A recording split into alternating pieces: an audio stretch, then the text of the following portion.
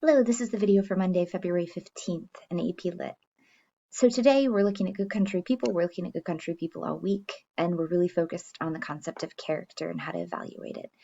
And I'll pull in my video on character analysis in a moment. Hello, I'm going to be doing an analysis here of good country people, which will be part of Monday's class. We started class by thinking about characters in our lives, and fictional characters specifically, who we are attracted to or we want to read about even if we don't like them. And I bring that up because Flannery O'Connor writes a lot of characters who are hard to like. I've really enjoyed her writing since I was in college, and before that, in high school, I think I had to read a story called A Good Man is Hard to Find.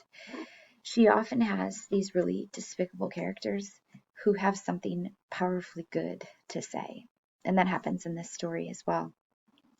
So the people you are traditionally rooting for, the quote-unquote good guys, are actually the ones in need of some sort of saving. And then the quote-unquote bad guys are the ones who are offering this truth. So that's the template for a lot of these stories. And I think that we see that in this one, Good Country People. So the characters are not drawn for us to like them, but we're attracted to them. They have something in them that we want to understand. Holga/Joy is going to be probably a fixture of our analysis for a lot of us because she is that character who we want to understand. Flannery O'Connor wrote to her friends about the character after she had made the story, and she said, "But for the grace of God, she is who I would have become." So Flannery O'Connor herself is a really religious person, or really, I should say, Catholic person. She's really Christian in her ideology. And so you're going to see some of those important themes coming through these stories as well, which is partly showing up in the language here. Flannery O'Connor sees herself in Joy. And I think maybe one of the reasons we find ourselves drawn to Joy is because we see ourselves in her too. There's something happening with her inner thoughts that sound like they sound like us, a part of us we maybe don't love. So here are the specific standards that the AP Lit test examines. Identify and describe what specific textual details, which always means quotes from the text, textual details, reveal about a character, their perspective, and their motives. And the second is a lot like it, with more nuance. So we're going to spend this week thinking about character. We'll dip into studying a little, but it's mostly about character. Today, we're going to look at the three components that we discussed last week to evaluate a character, consider their physicality, their psychology, and their emotionality, what's going on in their emotions. Today, I'm going to add two different characteristics. Perspective, which is shaped by their background, their personality itself, and then the roles they play in their life, their relationships, and motive. Motive is so linked to perspective that they'll always go together. So attempting this with Good Country People, looking at perspective and motive, let us consider a couple of examples together. I wrote, by the way, here under motive, hear motion in the word. Motive is the present driving force, the summation of the perspective. Motive is important because it is what you act on now that needs to be judged. Perspective has a way of excusing a character, but motive cannot fully be excused. Your motive is something you have to stand for. So we're going to see that with a couple of examples here. I'm going to start with Mrs. Hopewell, who I, in the spirit of today, really dislike. She's drawn to be a character that I think we are meant to dislike. She reminds us of people in our lives who've been haughty, judgmental, but like to think of themselves as above the fray, as somehow greater than. She reminds me of like older people in my parents' orbit who I just didn't want to be around when I was a little kid. And I think that's very much who she is in this story. So we're allowed to dislike her and judge her, and a little bit of the whole group discussion is that, but then we're going to try to understand the perspective that she has. So first, this background in history. Mrs. Hopewell needed someone to walk the fields with her. This is why she hired a tenant farmer who she was really interested in who that farmer's wife and family are. It's really, traditional roles. The farmer's going to be a man and he's going to be married to a woman who probably has children. Mrs. Hopewell wants to hire these people, but she needs that family to be somebody and some people that she can be around. She's decided that Mrs. Freeman is that. Mrs. Freeman, she says, is not trash. She's had her experience with trash. She averaged one tenant family a year. So it seems like in her background, there's like a rotating door of people. And she's always looking for someone who she can kind of sync up with. And that seems to inform a lot of what happens in this particular story. Now, personality. A lot of this is self-talk. We're hearing the narrator occupy Mrs. Hopewell's mind when she's giving these personality descriptions of herself.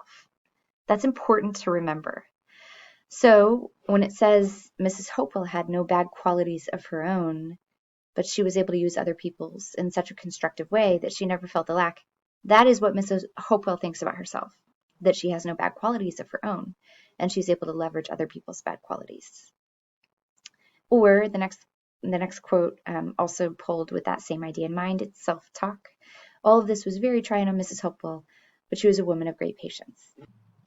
Okay, so what does this tell us about her personality?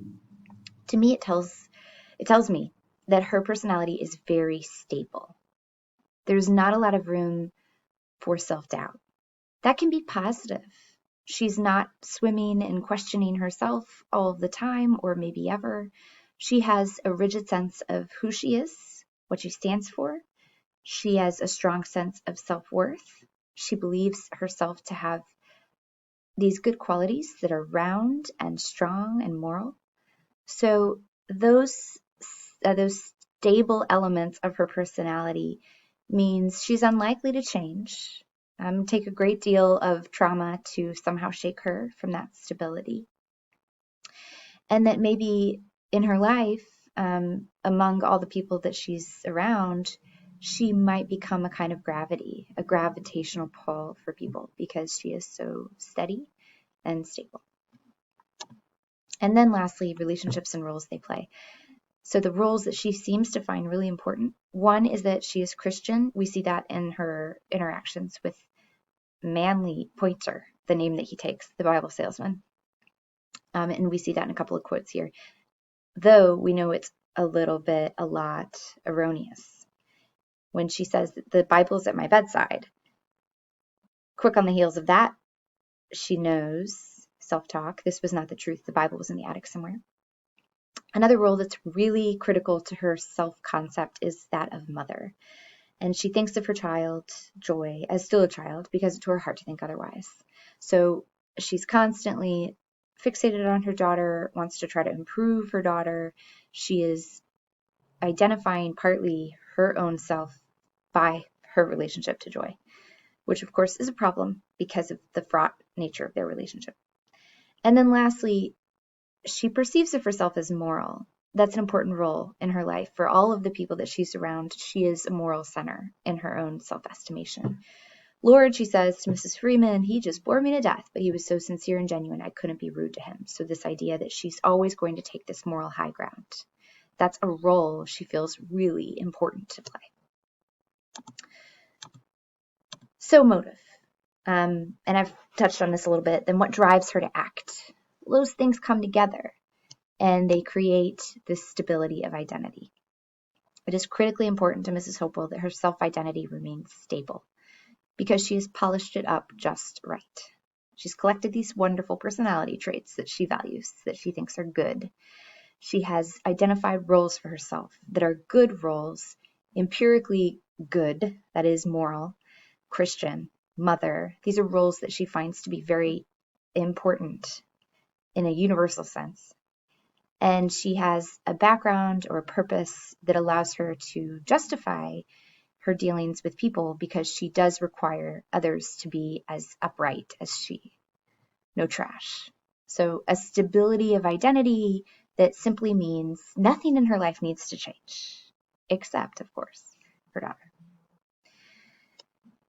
Another really nice model I'm pulling is Rachel's. Where I gave a bit of direct instruction on how I'm going to recommend you go about continuing to analyze. And then I turned it over to the group with this question: who do you dislike in the story? Who mildly annoys you or even makes you mad? Why? I asked everybody to at least think of somebody on top of the people who shared out loud. And then we moved into small group discussion with that person in mind. Why is that character the way they are? What informs their perspective? So thinking about perspective and motive today exclusively. After small group discussion, I asked everyone to come back and we did a bit on grammar and craft. You can see in your BGD today, I want you to finish this sentence 3 ways. I give you the first half. Each character is driven by unique motives. So you're going to finish it with a comma, a semicolon, and a colon. And I gave a quick mini lesson that I'm going to repeat now on how to use semicolon and colon. So just a refresher. If you feel like you know, you can go ahead and stop the video and go. But otherwise, here it is. Okay, so here's my example sentence for how to do semicolons and colons. And I'll show you comma too, just to refresh you on that rule first. Commas are the thing I'm hoping that you feel relative mastery over, but I still do see a lot of comma splices. And I'll show you how to avoid that. Okay, I switched to Word. It's a lot easier. So first, commas. A comma, obviously, when you use it at the end of the sentence, means you're going to link it to another idea. But the problem that I see sometimes is people just launch into the idea. There are no healthy relationships in this story. There is lots of bitterness. This is not appropriate because the comma is not strong enough to set off 2 complete thoughts like that. So if you want to use a comma in this way, you need to have a linking word. Because, and, you know, something like that. It's maybe what you learned back in the day with fanboys acronym for and, nor, but, or, yet. So either way, make sure there is a linking word or what you've created is a comma splice. Now, that's where semicolons and colons come in because they are enough to break up 2 complete thoughts.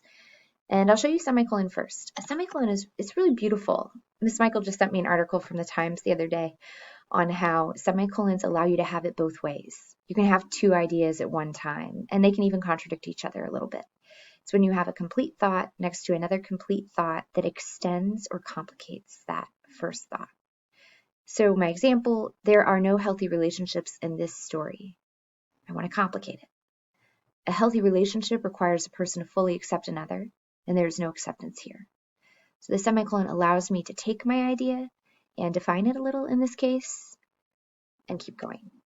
It is a wonderful tool for introducing complexity into a thought. So when do you use semicolons? Well, when you have a particularly complex thought that you want to get out on the page. And then simple sentences can punctuate it after you feel like you've articulated the thought. Colons. Colons are a little different. They are used in a similar way where you can create 2 independent thoughts next to each other. But a colon, generally speaking, you don't introduce a lot of new complexity. You're just building a little bit of drama and restating your idea.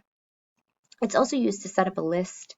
And so you could say, kind of like I do here, there are no healthy relationships in this story. And now I'm going to list the characters, not between friends, not between lovers, and not even between mother and daughter. So a list is an appropriate way to use a colon.